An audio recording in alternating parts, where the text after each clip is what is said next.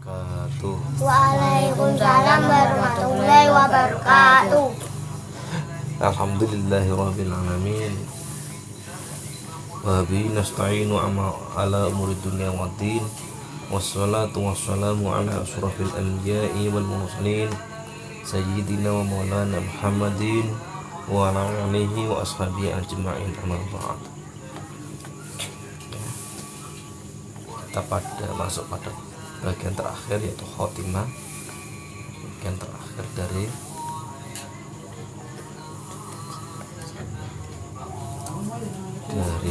subbab bahasan yang kedua,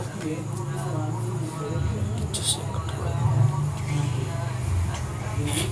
Kita perlu berhenti sebentar pada bagian penutup di dalam menghadapi beban tugas dan penderitaan bagi barisan Islam. Beban tugas dalam menghadapi kesulitan dalam perjuangan dan mati dalam perang fisabilillah, serta siap menerima ujian berupa kelaparan, ketakutan, kurangnya harta, dan hilangnya jiwa, makanan, serta buah-buahan. Semua itu harus kita lakukan, ya, dan kita terima dalam mengarungi medan kehidupan yang penuh kesulitan dan beban berat. Ini sudah sunatullah, ya. Orang Islam itu akan mengalami tahap menghadapi beban tugas yang berat dan penderitaan, ya, beban tugas dalam menghadapi kesulitan dalam perjuangan, ya, pada titik puncaknya bisa jadi malah mati dalam perang fisabilillah, serta siap menerima ujian berupa kelaparan, ya, lapar biasa, ya, kalau tidak ada uang, ya, ngeleh-ngeleh sedikit gak apa-apa. Takutan, kekhawatiran apa? Banyak orang yang kadang tidak suka, kadang memusuhi karena mereka terlanjur melakukan banyak kesalahan, banyak kedurhakaan di dunia, sehingga ketika kita datang dengan Islam yang lurus, ya, Islam yang benar, datang dengan kebenaran, mereka takut terbongkar kedoknya itu. Atau lebih jauh lagi, mereka takut kehilangan posisi yang telah diperoleh selama ini, telah diperjuangkan selama ini, ya, posisi dalam masyarakat, ya, dalam status sosial, ya, dan pekerjaan, ya, kalau ada pekerjaan sampai nyuap segala seperti itu, ya. Ketika kita membawa kebenaran, mereka terancam, ya. Ketika kita menyampaikan bahwa itu yang menyuap dan yang disuap itu neraka tempatnya, umpamanya seperti itu, ya, kita jadi dibenci oleh orang, gitu. Tetap, ya, kita berdakwah tapi bil hikmah wa madudul hasanah, ya, dengan hikmah dan perkataan yang baik, perkataan yang lembut, tapi tetap tegas bahwa ini harus disampaikan pada manusia pada umumnya, ya.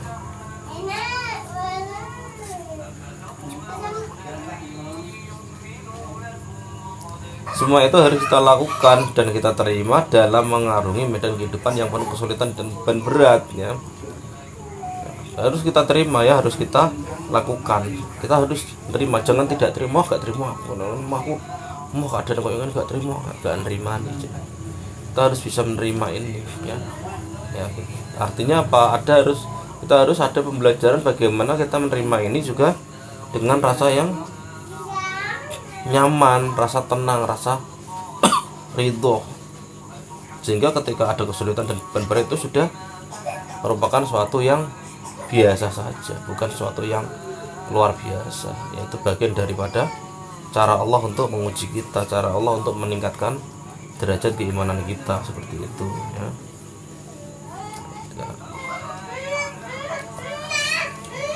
Allah akan melakukan semua ini dalam satu daun timbangan dan akan meletakkan pada daun timbangan yang lain satu urusan, yaitu sholawat atau keberkahan yang sempurna, ya.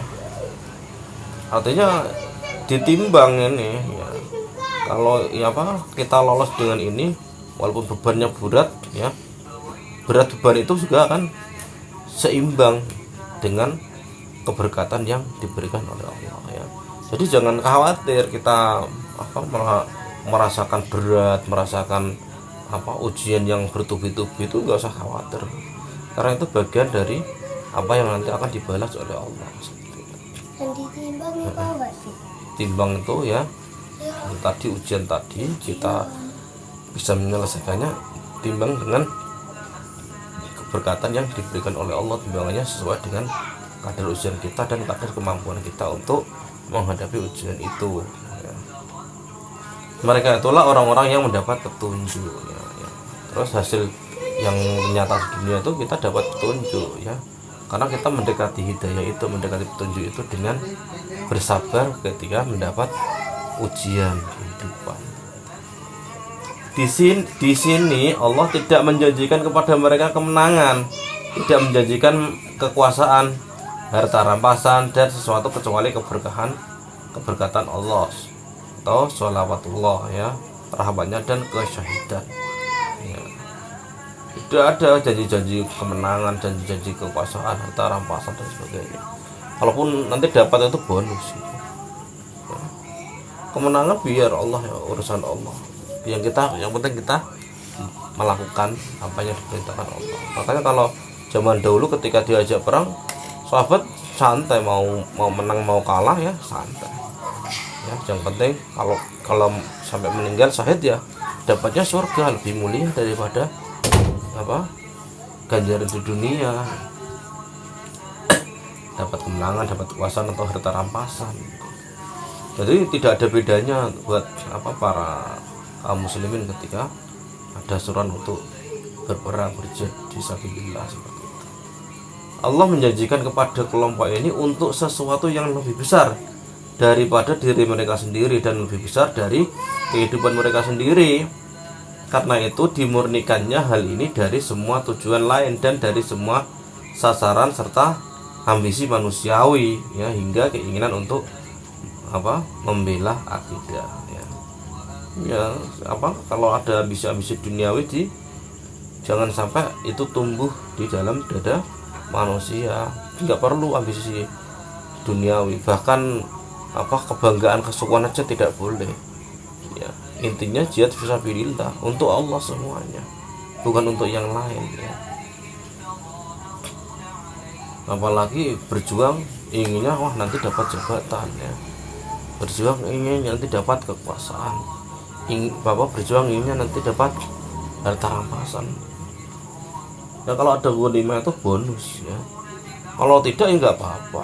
Tujuannya memang bukan itu, tujuannya memang Allah ya. Kalau sampai pada Allah dan kita dapat ghanimah ya itu bonus saja.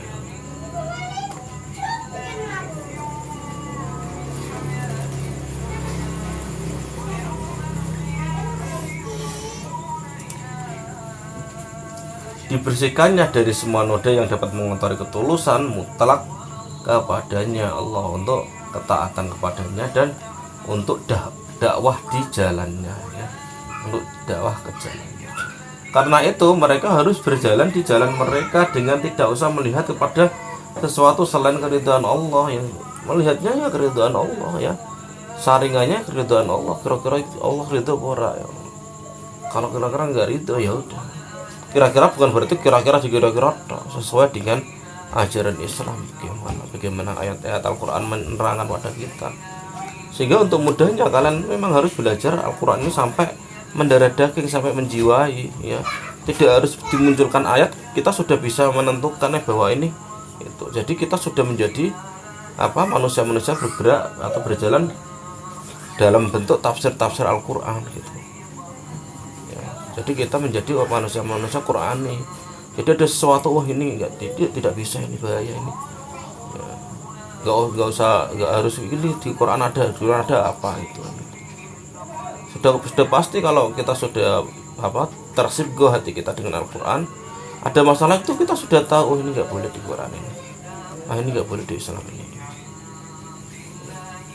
Walaupun kita lupa letaknya, lupa suratnya, lupa ayatnya, kita tahu karena sudah tersibgoh hati kita dengan Al-Quran ya. Kita sudah menjadi pribadi-pribadi tafsir ya, pribadi-pribadi yang bisa menafsirkan Al-Quran dan menafsirkan apa yang ada di sekeliling kita, apa yang terjadi dengan kita dengan tafsir Al-Quran.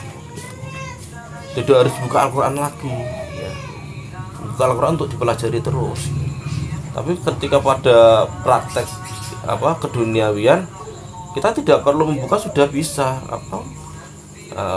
jiwa kita sudah bisa menentukan, menjadi furqan, bisa membedakan mana yang boleh dan mana yang tidak boleh. Maka belajar ini tidak boleh berhenti, harus terus menerus. Sehingga ketika nanti praktek gak usah membawa tafsir digawa tong tak buka ya, nggak bisa seperti itu ya. Langsung kita belajar, kita paham, praktek ya, kita sudah bisa menentukan mana yang baik, mana yang buruk. Bukan teori saja, tapi kita sudah tersibgo diri kita dengan Al-Quran. Kenapa kok ngono kentok? Kentok piye? Kentok nganggur kan apa dia? Ya kesuwen nang kok nek wonge wis mlayu mung nek kita gak kepikir bukan ndi agak ketemu gitu. Ya.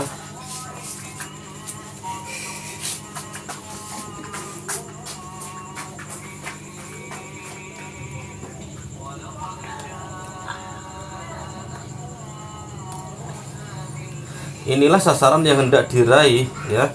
Inilah tujuan yang hendak dicapai, dan inilah buah manis yang dirindukan oleh hati mereka. Sedangkan apa yang ditetapkan Allah untuk mereka sesudah itu, baik berupa kemenangan maupun kekuasaan, maka bukanlah untuk mereka, melainkan untuk dakwah ke jalan Allah dan yang mereka emban. Jadi hanya wasilah saja ya. Kalau kita dapat kekayaan, dapat kekuasaan dari proses dakwah itu wasilah untuk berdakwah lebih besar lagi, lebih jauh lagi. Dalam sholawat, rahmat, dan kesaksian bahwa mereka sebagai orang yang mendapat petunjuk atau kesyahidan, itu mereka akan mendapat balasan ya, balasan atas pengorbanannya dengan harta, jiwa, dan buah-buahan, balasan atas ketakutan, kelaparan, dan penderitaan, balasan atas gugurnya ya, balasan atas gugurnya mereka dan kesyahidan. Dengan pemberian ini maka daun timbangannya menjadi lebih berat dari semua jenis pemberian, lebih berat daripada kemenangan, lebih berat daripada kekuasaan, dan lebih berat daripada sekedar terobatinya kemarahan dalam hati ya. Malas dalam hati kan, kalau ada orang yang suka menurut hawa nafsu kan, kalau melampiaskan hawa nafsunya sudah puas gitu. Tapi ini lebih dari sekedar itu ya. Balasan itu tidak setimpal dengan apa yang diberikan oleh Allah. Inilah pendidikan yang diberikan Allah kepada barisan kaum muslimin untuk mempersiapkan barisannya agar menjadi kekuatan yang mengagumkan. Dan inilah manhaj ilahi dalam memberikan pendidikan bagi siapa yang mau mengikhlaskan diri untuknya, untuk dakwanya dan untuk agamanya di antara seluruh manusia ya. Makanya karena ada nasyid, bila ada 1000 mujahid, kita harus menyongsong itu ya, meraih itu untuk menjadi bagian dari saksi-saksi Allah di muka bumi ini ya, untuk menjadi syahid-syahid Allah di muka bumi ini, baik melalui pertempuran ataupun tidak melalui pertempuran fisik. Karena yang kadang tidak tentara itu pertempuran pemikiran, pertempuran cara pandang ya. Cukup dulu itu yang harus kita pahami ya. Alhamdulillah, wallahu muwaffiq ila aqwamit. Subhanakallahumma wa bihamdika asyhadu an la ilaha illa anta astaghfiruka wa atubu ilaik. Assalamualaikum warahmatullahi wabarakatuh. Waalaikumsalam warahmatullahi wabarakatuh. Wow.